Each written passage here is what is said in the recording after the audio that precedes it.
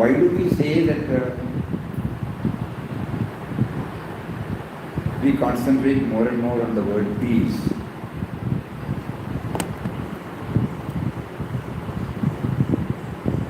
Normally when we utter the word peace, it stands for tranquility, equanimity, calmness, serenity, positive indifference. Nothing against anybody, but at the same time remaining neutral, not getting affected at all. And then freedom from disturbance, anxiety, dispiritedness, even depression. This is how we normally understand by the word peace. That is why whether we know the meaning or not, everybody knows this. That is why we say somehow we want peace of mind.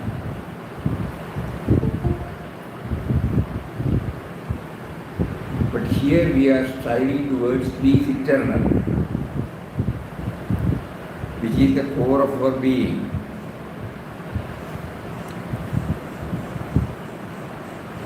When Papa was passing through trying moments in 1920s, when he was crying, where is peace, where is rest?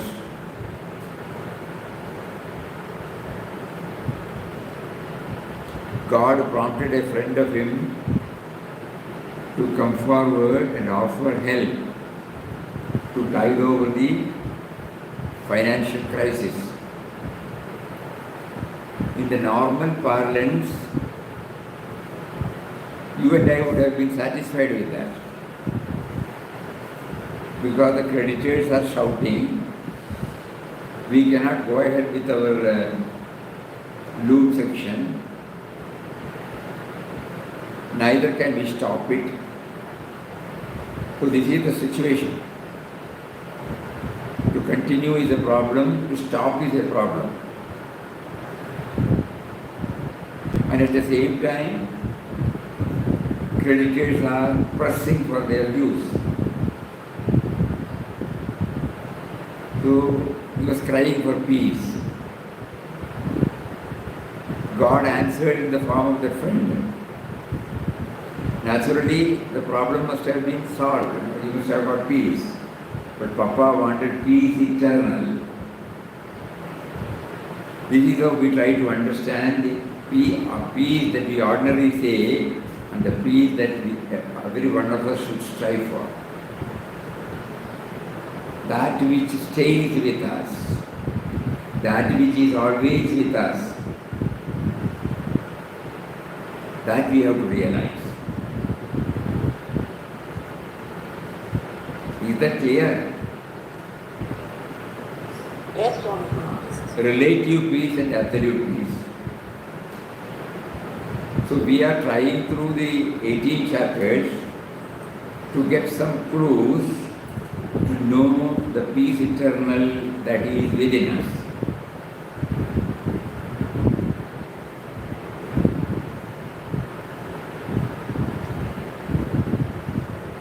So yesterday we saw up to the 6th chapter, unless we bring in the God dimension behind every thought, every word, every deed, we will not be able to move towards this peace. We cry for peace when we are cornered, no? Then again we forget. But we have been assured here that once we taste the peace eternal within, nothing can disturb us. Disturbance may be at the superficial level, like a line drawn on the surface of water. It will not affect deep. No dent will be there, no deep negative impact will be there.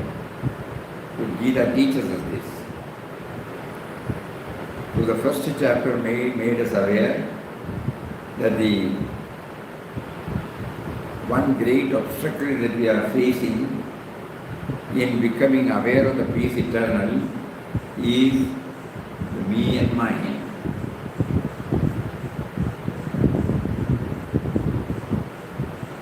Anything that is centered on a individual cannot bring out this peace. So we have to move from the individual to the universal. So the first chapter gives us this idea. Second chapter, how to attain this, how to get over this. So the first and foremost thing that comes to our mind is try to have a balanced view in everything. Equanimity, samatva. Bring out excellence in whatever we are doing, perfection. Do not expect any return for the actions that we are made to do.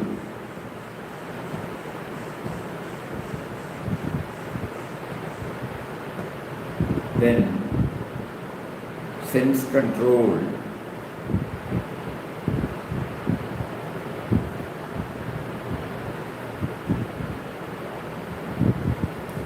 values,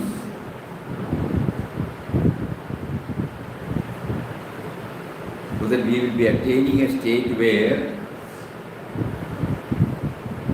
just like in an ocean, when the rivers go and join, it does not affect the fullness. Apuryamanam ajalam pradishtam. So always it is full. No matter wherever the river joins or whatever quantity it brings it, still it becomes same. So like that, whatever may happen externally, one will remain full, unaffected, unattached. So this was highlighted in second chapter. The third chapter says we will be able to attain the peace eternal when we try to translate, transform every action as a dedication to Him. Karma to Karma Yoga. He has provided the prompting, He has provided the wherewithal, He has provided the field, so naturally everything is His only. And the fourth chapter again emphasizes that the moment we take away the sense of agency, sense of ownership of any action, that will lead to peace eternal.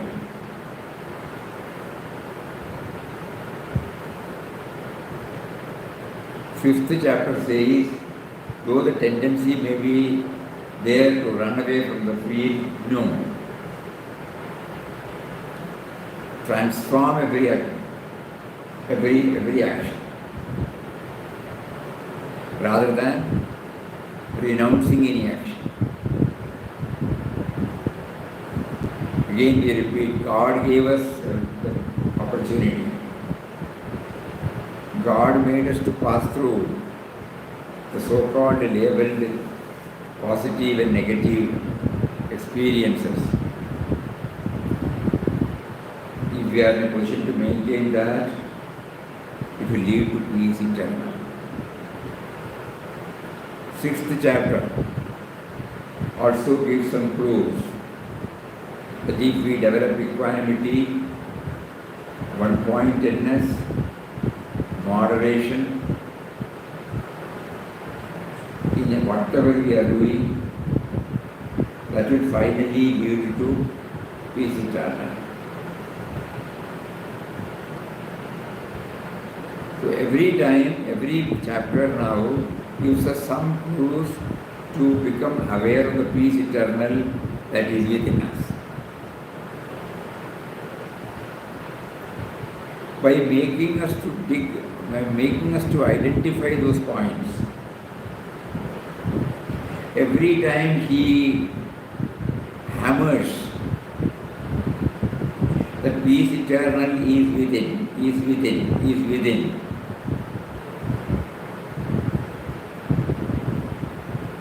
As a sculptor removes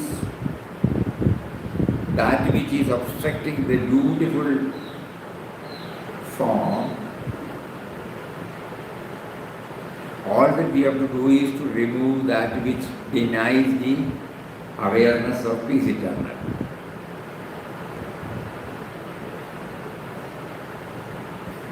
Because none of us should think that peace eternal is something that comes from outside. Anything that comes from outside will not be abiding, will not be permanent, will not be eternal. It comes and goes. So the normal meaning of peace is related to that. Freedom from disturbance, anxiety, distress, conflict. Suppose there is a conflict, the conflict ends. For a moment there is peace. But again there is, when the war is going on, when the other party declares surrender, there is peace. That is why the white flag will be shown. Surrender. But those, they are peace no doubt, but you cannot say peace eternal. At that particular moment the conflict has ended. In our life also we are stressed with so many problems. Every time we go, we pray. Papa's devotees keep on sending their requests to email for Papa's intervention for getting peace. But as soon as the problem is solved, the problem is we forget about peace. Again another problem will come, again we will approach the problem. That is not what is wanted here. We want peace that stays with us, peace eternal. It is past or relative peace. With this background, we will move to the 7th chapter. Probing into the God dimension, the source of our creation, including the delusion, offer clarity on the God dimension. Bhakti, devotion to God, as expressed through 4 types of devotees. These are all easily relatable methods to realize the God dimension, of which the last one, Jnani Bhakta, is the safest passport for ultimate peace. The 7th chapter gives us the way how the entire creation has come out, origin. Why this varied manifestation? If we understand the cause for it, it will help us a lot in moving towards peace eternal. That is, a person is not behaving in the manner in which he should behave. That's what we feel. Why did he behave like that? Why did he talk like that? That disturbs us. But here in 7th chapter, Lord Krishna is asking, go to the source. He is behaving because of his gunas.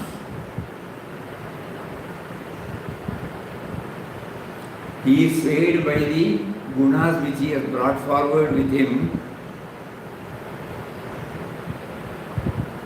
as an individual in this life. So when we try to accept that Everybody is acting from his or her own guna stand, then to that action we will not be disturbed. Suppose we go to a hospital, mental hospital, the different types of behavior of the patients there, we will not take it too seriously, you know. Why? We know that they are not mentally all right. We are in a position to accept who has been declared as mentally not all right. But here we do not accept, because it is because of the gunas he is carrying over. So whatever we feel like telling them, we can tell them and leave. Because the other party will not be able to understand it because of the over-dominance of his gunas. So that is why the Lord says here in 7th chapter, try to go to the origin of your and the world life so that you will know why anybody is behaving like that.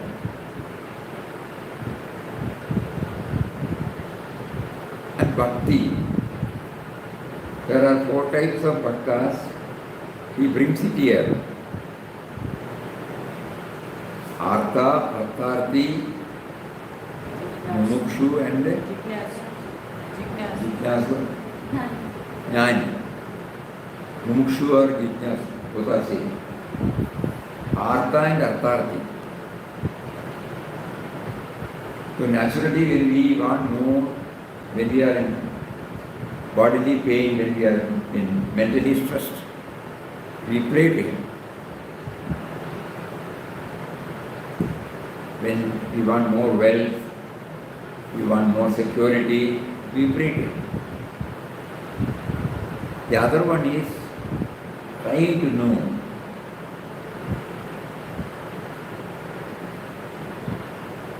something about this giver.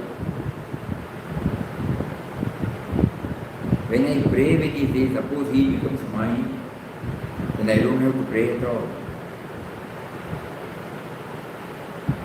And last one is Jnani Bhakta. He will not ask anything. Because he knows he is absolutely safe in his hand. There is nothing for him to ask. So when we try to understand the Jnani Bhakta state, that will lead to peace eternal. That will lead to the awareness of peace eternal within. The 7th chapter gives us these 2. One is to go to the source, that which is disturbing us. It is because God has given us only a human birth. But the body, mind, intellect, equipment is an outcome of our previous birth. Karma sanchitam.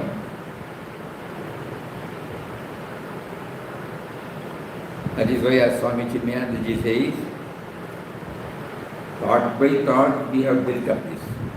The present body, mind, intellect, equipment we have built. We have ordered. God gave us the life force, but BMI is our own. So during this birth, suppose we try to become more and more Godward, meaning less and less BMI, we are ordering for our next birth a suitable equipment to move towards Him. The 7th chapter gives us this, and also the 4 types of bhaktas, and the importance is for he is my dearest true Jnani Bhakta. Where the Jnani Bhakta, how does he become so full? Because he knows he is absolutely safe in his hands. The trust in him has become total. We know we have faith in him, but we don't have the trust in him.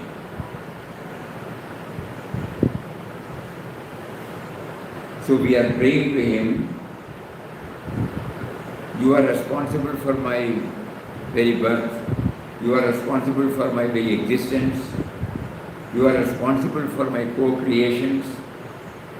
And then why should I unnecessarily bother about anything? You will make me to do whatever you want me to do, that's all. There ends the whole thing. The 7th chapter gives us some clues. All these are it touches and kindles. It is for us to develop. Because God gives us absolute freedom. Yathechasi tathagu. Whatever way you want, you act.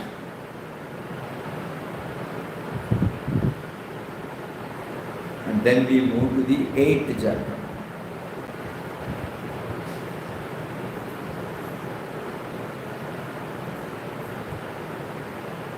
Though we are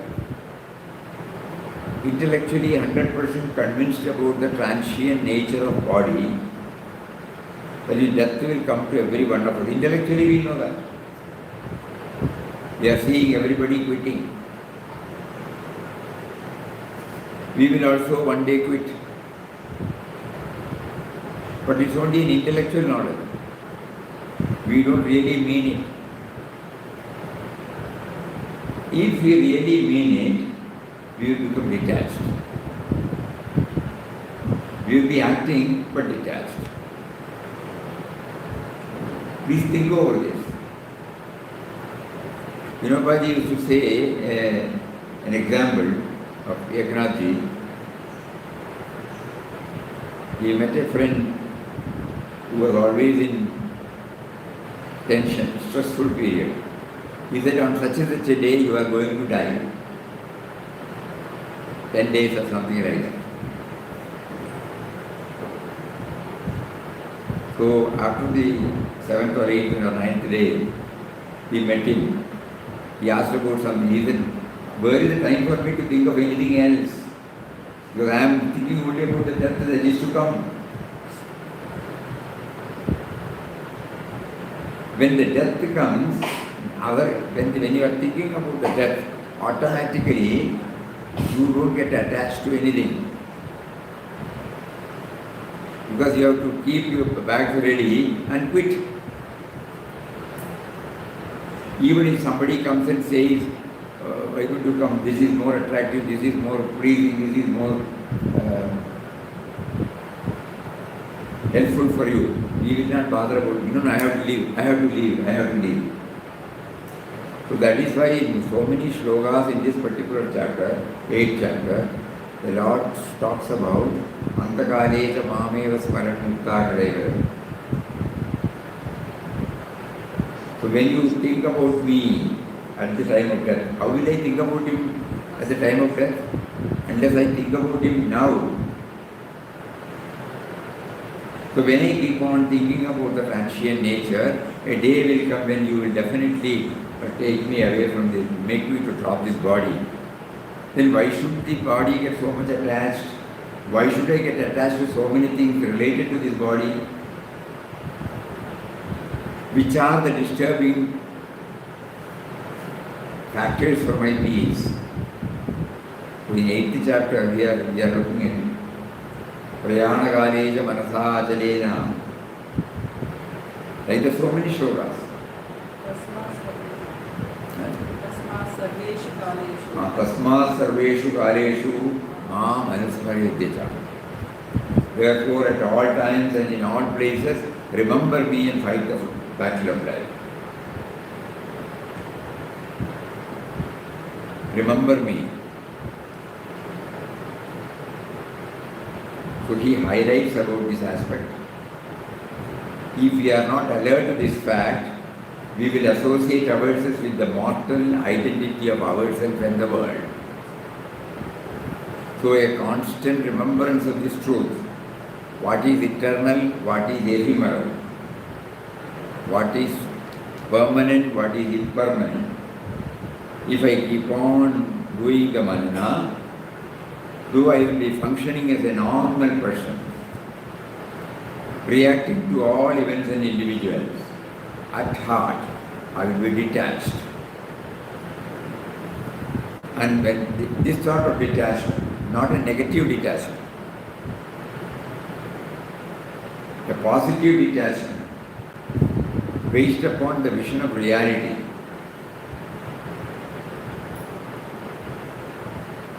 paves the way for making me aware of the peace eternal. 8th chapter, beautiful chapter. 7th chapter made us aware that if we go to the source of everything,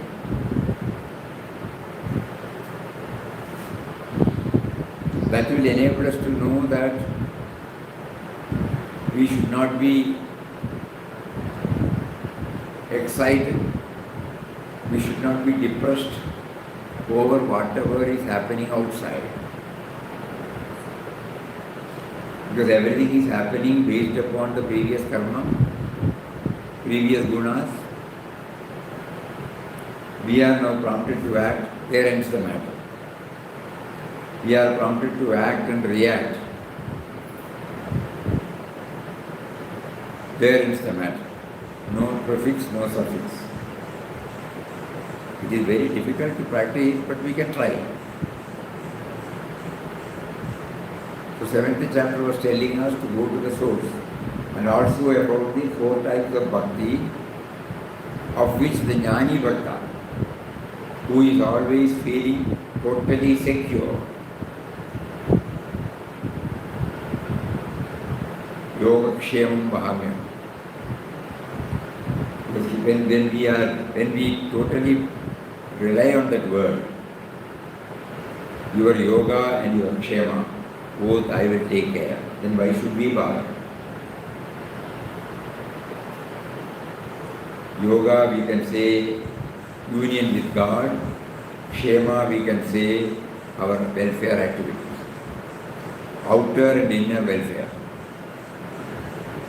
So not every time we feel insecure, that is the one which disturbs our peace. What will happen? What will happen? What will happen? What will happen? So here we feel absolutely safe in His hands. He who has sent us knows what is to be done, what is not to be done. I trust. 8th chapter reminds us that another way to know the peace eternal is to know the transient nature of the body.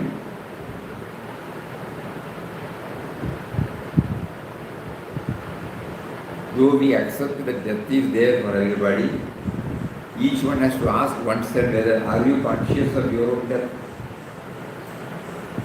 Some are conscious, anyway they right to will everything.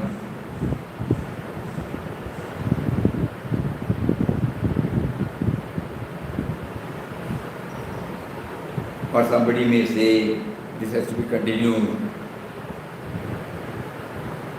Somebody will write down what is to be followed.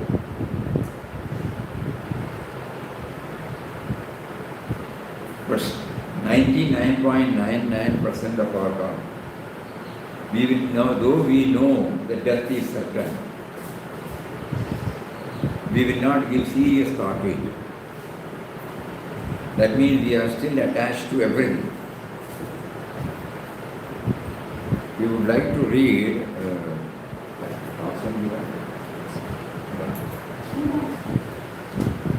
there that Ekanath, what I said, it is beautifully presented.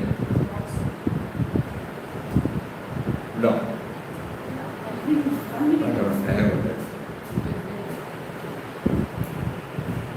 If you have, I don't have research system.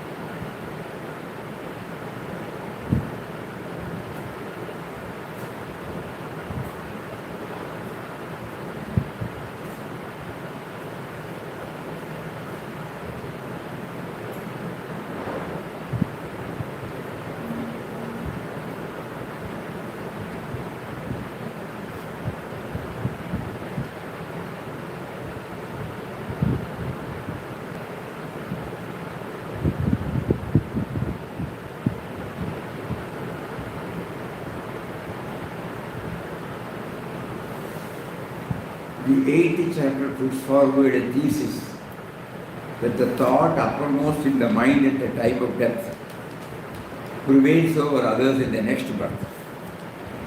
When we start on a journey, we carry some provisions with us to sustain us on our journey. The thought uppermost in the mind at the time of death, which is the essence of what has been earned in this life, is the provision with which we start our journey in the next birth. We begin a new day with the previous day's gains in hand. Death is like a long sleep, after which we begin a new life with the gains of the previous birth. End of this life is the beginning of the next one. Hence, one must always be aware of the inevitability of death while conducting oneself in this life.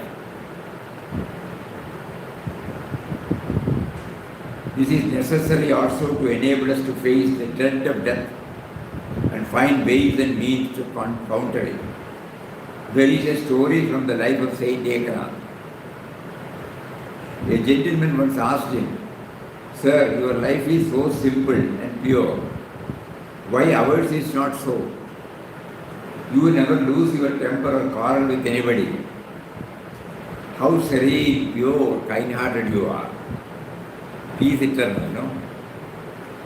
Ekanath said, "Leave me out of for the time being. Let me tell you that I have come to know something about you. You are going to die after 7 days." Who would disbelieve Ekanath? Only 7 days of life left. The gentleman rushed to his home. He could think of nothing else. He started entrusting his affairs to others, making preparations for the end. He was taken ill, got confined to bed. 6 days passed. On the 7th day, Ekanath went to him and inquired, "How are you?" The man replied, "Sir, I am about to leave this world." Ekanath said, "Well, how many sins have you committed in the last 6 days? How many evil thoughts crossed your mind?" The gentleman replied, "Sir, where was the time for that? Death was always there before my eyes." Ekanath said, "Now you know the reason why the lives of people like me are sinless. How can the mind entertain evil thoughts when death is standing before you, ready to pounce on you like a tiger? Even for committing sin, the mind has to be relaxed. Constant awareness of death is the means to be free from sin. If death is staring in the face, who can muster up courage to commit sin? But man always evades the thought of death." The French philosopher Pascal has written a book called Pensive Thoughts. It contains his stray thoughts. He observed therein that although death is always looking over our shoulders, we continually try to forget it. How to live with the awareness of death in the mind is never our concern. Man detests even the very mention of the word death.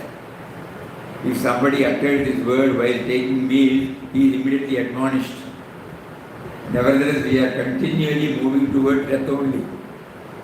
Once you board a train to Mumbai, it is bound to take you there, even if you just keep sitting.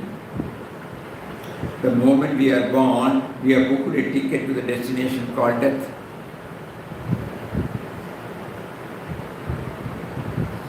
Whether we run or keep sitting, death is bound to come. Whether you think of it or not, you cannot avoid it. Whatever else may be uncertain, death is certain. The sun sets every day, taking away a portion of your life.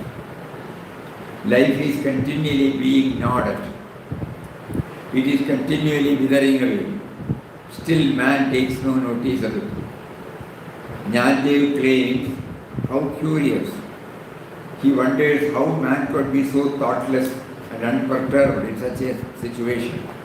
Man is so frightened of death that he cannot even bear the thought of it, tries to evade it like an ostrich burying its head in the sand. Soldiers going to the front, play, dance or sing, smoke or forget death. Pascal wonders how they lose themselves in eating and drinking, singing and dancing in order to forget death, even when they see death everywhere. We are all like soldiers. We try to keep a smiling face, apply creams to hide wrinkles, dye our graying hair. We are ceaselessly trying to brush aside the thought of death, even though it is just round the corner. We talk about anything but death. Ask a boy who has done his matriculation about his future plans. He will reply, don't ask me now. I have joined the college just now. If you put the same question next year, he will reply, let the second year of college pass. I shall think of the future thereafter. So it goes on. But should not one think of the future in advance? One should plan the next step beforehand. Otherwise one will land oneself in a ditch. But the student shirks this task. The education that the poor fellow receives is full of darkness that he has little idea of what is in store for him. He refuses to visualize the future since he sees only darkness ahead. There is no escape from the future. It is bound to catch him by the neck. The professor of logic teaches in the college, man is mortal. Socrates is a man, therefore Socrates is mortal. Why does he not give his own example? The professor too is mortal. But he would not say all men are mortal, therefore I, the professor, are mortal, and dear students, you too are mortal. He gives the example of Socrates. Since Socrates is already dead and is not there to protect himself, we use his name. Students and teachers talk of the morality of Socrates, but conveniently keep mum about their own. Perhaps they feel that they are fully secure from death. In this way, people everywhere are continually making deliberate efforts to forget death. But does that ward off death? It makes its presence felt when someone dear to us passes away. But still man does not think of death fearlessly, summon courage to overcome its challenge. And when death finally comes, man begins to take stock of what he has in balance at the end of his life. A dull and lazy student in the examination hall just looks here and there, whiles away his time. Dear chap, is Saraswati, the goddess of knowledge, going to come down from heaven to write answers for you? He keeps the answer book blank and at best scribbles a few lines, submits it when the time is up. Our condition is no different. But keeping in mind that life ultimately ends in death, we must constantly practice throughout our life the means by which we can make the last moment pure, sacred, happy. From this very moment, we should be concerned with having the best of the samskaras. But who cares? On the contrary, we are constantly training ourselves in bad ways. When we are reading these portions, we remember of Vinobaji's death. Many of you might know or might not know, but it is worth knowing about it.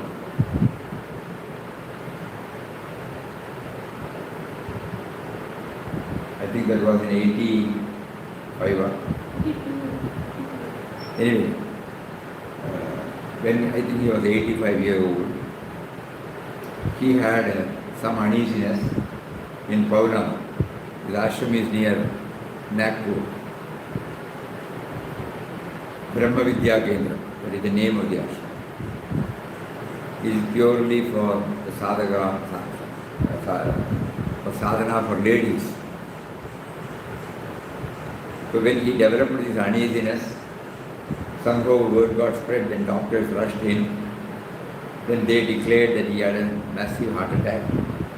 So he must be immediately taken to the hospital. When Vinobaji was told that he should be taken to the hospital, he said no. They know he will never change. So they said then we will bring all medicines, whatever is necessary. And you will have to undergo this. Then he declared no medicine. After some time he declared no food. Then he said no water. He went and laid himself on a raised cement platform in a hall and start their mantra is Ram Hari. So he was lying down and chanting Ram Hari, Ram Hari, Ram Hari.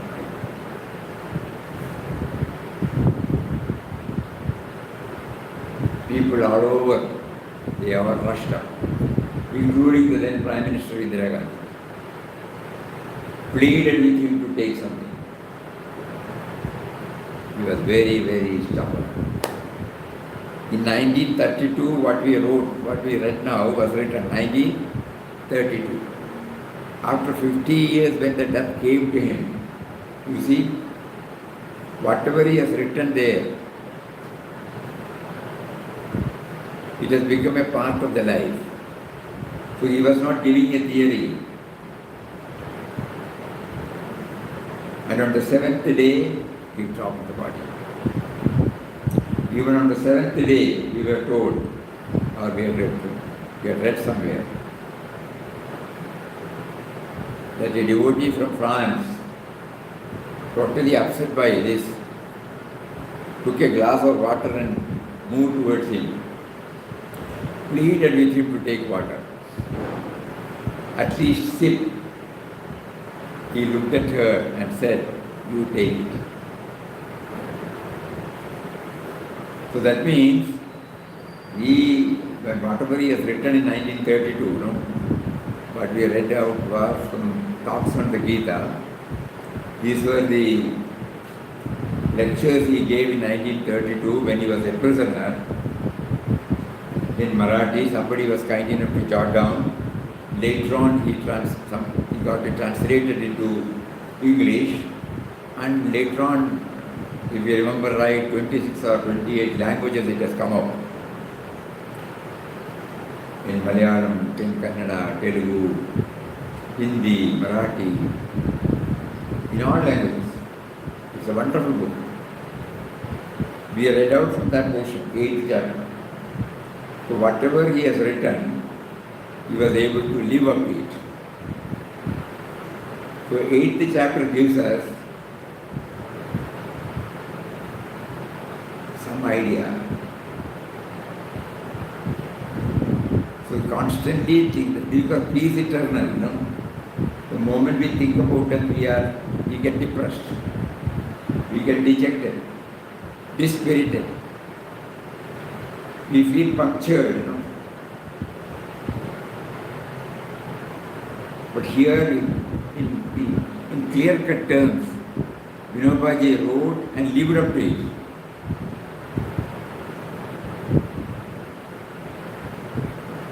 So this is one of the insecurity, What will happen? What will happen? What will happen? These are the problems faced by us. So Lord Krishna is giving us some clues to become aware of the peace eternal by trying to plumb deep within and to know that which is blocking the peace eternal.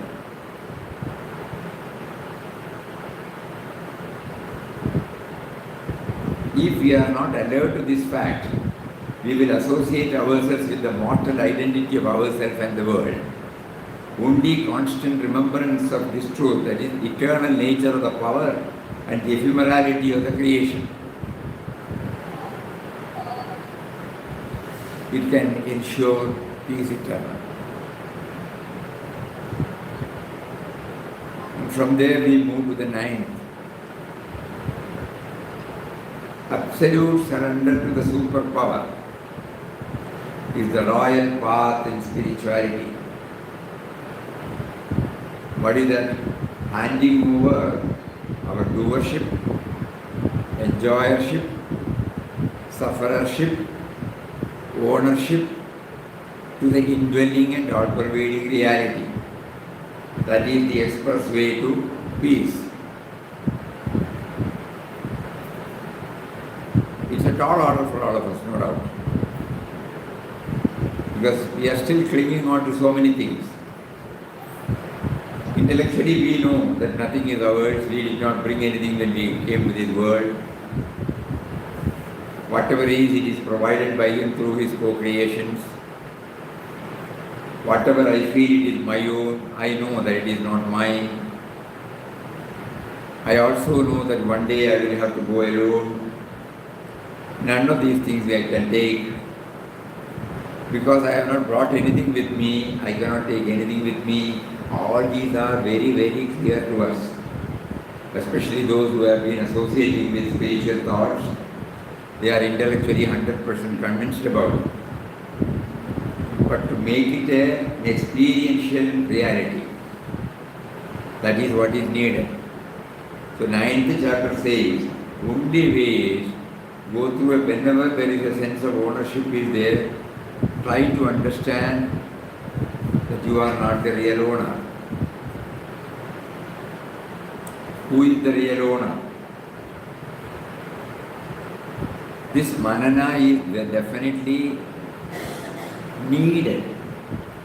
We don't have to tom-tom, we don't have to express, we don't have to show it in any of our actions. But in our heart, we should be very, very clear about it. Nothing is ours.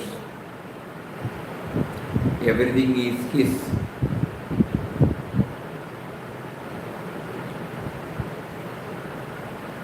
He gave me a sense of individuality. At times He makes me to feel happy. At times He makes me to feel not happy. At times He makes me to feel secure. At times He makes me to feel insecure. Like that, Every time we keep on thinking like this. He made me to gain. He made me to lose. He made me to enjoy. He made me to suffer. So number 9 says, total absolute surrender to the Supreme Power is the royal path in spirituality. Handing over of doership, enjoyership, sufferership, ownership to the indwelling and all-pervading reality is the express way to peace. Vande Bharat, fastest.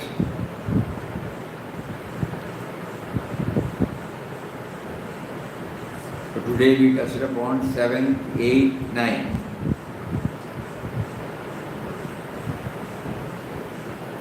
So again, to have a quick recap, 1 to 9. Anybody remembers anything?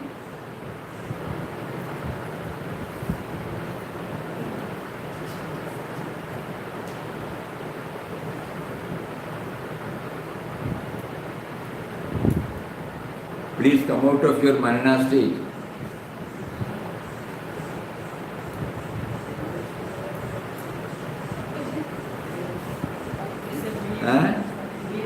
Hand over the reins of the mind.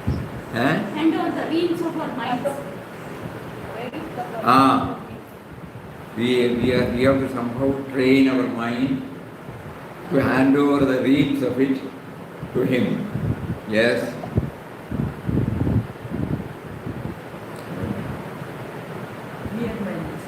Me and I. Then Unshakable faith அவர்கிட்ட வேணும். unshakable faith வேணும். வெளியிலேருந்து வராதே. It has to come from within. Even if we hear 100% lectures, no. Only by delving deeper and deeper.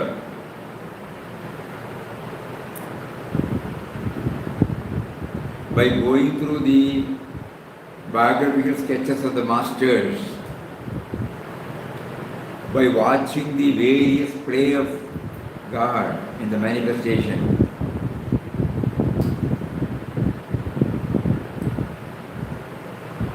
look at ourselves. Did we look after ourselves when we were in the womb of our mother?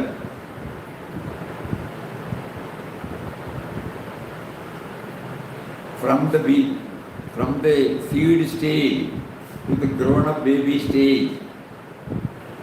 We don't have to ask anybody else. Who looked after us? Who gave us this life? Who is giving now the life?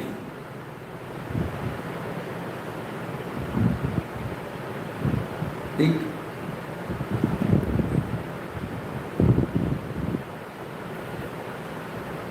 The point what you raise is right, faith.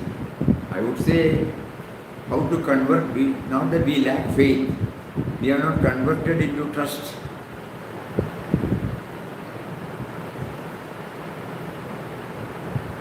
Papa's in quest of God, when Papa cried, where is rest, where is peace, he heard from within, trust me.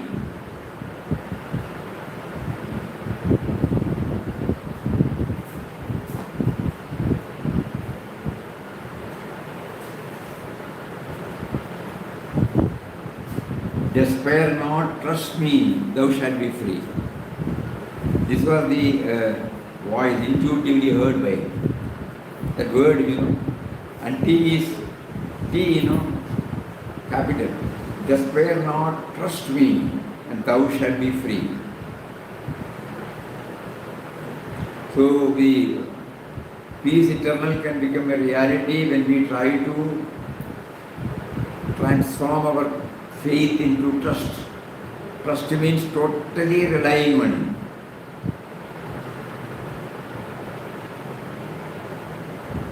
Yes, anything else?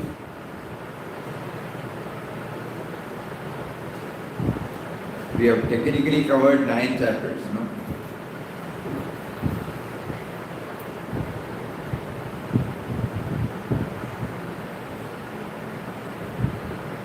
Half of the 18.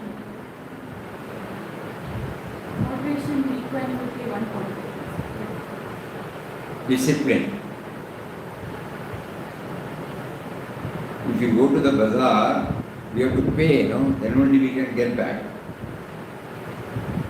If we just go to the bazaar, the provisions of the vegetables will not come to our bag. We have to pay money. Similarly, this peace eternal which we have temporarily we feel we have lost, if we have to become aware of it, we have to pay the price in the form of discipline, self-imposed discipline. 6th chapter says about that discipline, moderation, equanimity, one-pointedness. We can add anything more. Dispassion, followed by dispassion and then practice. Followed by practice and dispassion. Abhyasa and vairagya. So these are the price we have to pay. That means sitting in the comfort zone, ensuring everything by ourselves, it will not come to us. But also, at the time of leaving our body, suppose we are Saguna Sarupa or Guru or At the time of leaving the body, if I think of Saguna Sarupa, our Guru or God, will it do any good for us? That will will it do any good for us? If we have to remember that, we have to practice now, Otherwise it won't Papa gave us one opportunity to observe the last moment of an ardent devotee. Till that morning at 6 o'clock when the Ramnam has to be started in the Samadhi Mandir. She was there. Suddenly after that we came out and suddenly she developed some vomiting or something. Anyway, by 9 o'clock she was taken to the hospital. The doctor said she had massive heart attack. The word came, then we rushed her to the hospital. She was in ICU. We went to her, took her hand, and she was struggling for breath. So we went close to her and said, "Can you remember anything about ashram?" Can you remember anything about Sri Ram, Jai Ram, Jai Jai Ram? Can you remember about the blissful face of Papa, the serene face of Mataji? She's pain is terrible. And in a few minutes she passed away. Nothing will go in vain. She has been an ardent devotee. It won't go in vain. But at that time, when the physical pain is too much, that means this aspect probably would not have struck. A day will come when I will have to leave this body, and at that time I should remember. We don't know, we are assuming. So now itself we have to practice. No? We are preoccupied with this life. Okay, we have to discharge our responsibilities. No doubt about it. We don't have to shirk anything. But somewhere in the corner of the mind, we should also bring this dimension. When the day passes, we should know, oh, one more day.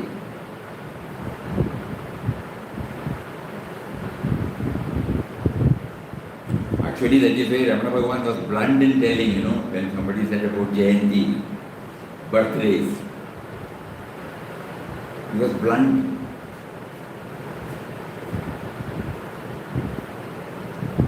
Instead of that, you should be thinking one more year.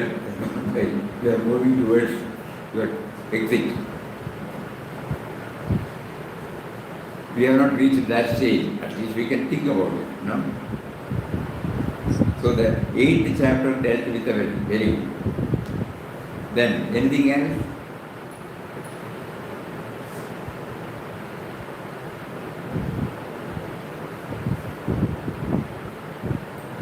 One to 9.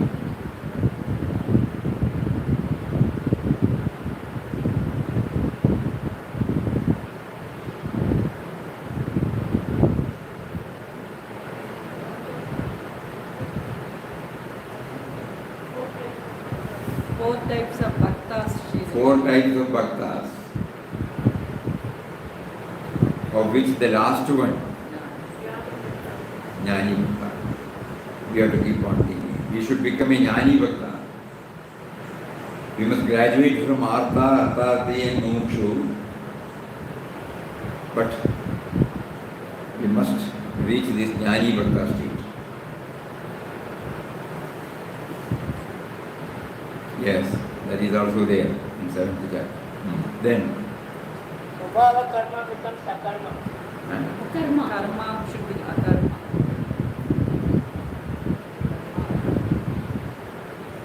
even not becoming aware that I am acting. Action should take place by not being aware. Action in inaction, inaction in action. These are all word gymnastics, but we should understand, how to become, how to practice. Think about it. It's a good point. That is what is explained in 5th chapter. Then, Go to the source. 7th chapter says go to the source. Okay. இப்போ எல்லாம் கர்ம செஞ்சதுனாலே நடக்குதுன்னு சொல்றாங்க. கர்ம செஞ்சது ஆமா. ஆமா. அப்போ நம்ம இப்போ பகவான் நினைக்கமா நம்ம லாஸ்ட் இப்போ அது ப்ராக்டிஸ் கொண்டு வரணும்னாக்கா அது கர்ம அதுக்கு நம்ம பிரயத்தனம் பண்ணணும். டு 15 hour ஹோம் இல்லையா கர்ம செஞ்சது அங்கே வராது. அந்த டைமில் வராது, இப்படியே பயப்படணும். அதனால தானே அவர் சொன்னார் தஸ்மாத் சர்வேஷு காலேஷு, at all times and in all places remember me and fight the battle of life. We have not trained our mind. We are reacting to events and individuals from our me and mind plane. So we have devised some method by which we remember him. What we bring out is our own. We have to devise some method. There is no fixed method. Because what is suitable for one may not be suitable for the other. But this has to be there. Tasma sarveshu kaleshu mam anusmaridyacha. Papa here says that when you chant, you remember him. So chanting is recommended for remembering him. And while chanting, he is asking us to remind us that we are chanting the name of one who is within and who is making me to chant. So one method could be that when as much as possible in the waking state, we will try to mentally chant and become aware that he is making me to chant. If we practice this, probably it might help us to remember him even during our last moment.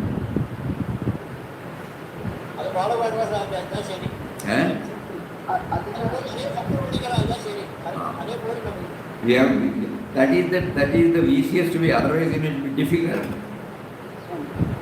Whenever, even the period ever so small, that word is also very significant. Today I did not get any time, I may feel, but while coming from the bath and going to the room, we can do that. While moving from one building to another, 2 minutes. While I am changing over my field of operation, 1 minute, 1 second, 2 seconds, yes. Mental chanting. So that mental chanting means it is far more effective. While chanting only Saguna Swarupa comes. Enna vena aikattu. Anything you chant. Because the mind is again interfering, our intellect is interfering and shaking us. We are chanting the name of one who is within, who is making me to chant. So this is the answer for the 8th chapter. 8th and 9th chapter. Let us see what he proposes to take us tomorrow. So 9 chapters, kindly think over one by one. Now you get an overall picture of 1 to 9. Om Shri Ram Jai Ram Jai Jai Ram Om Shri Ram Jai Ram Jai Jai Ram Om Ram Jai Ram Jai Jai Ram Om Shri Ram Jai Ram Jai Jai Ram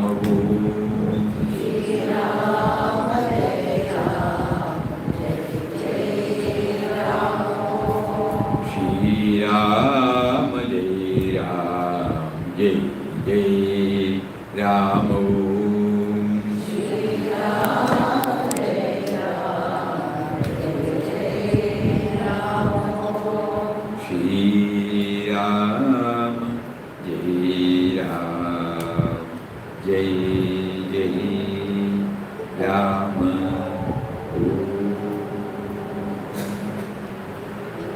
Hari Om Hari Om Hari Om Pranam Pranam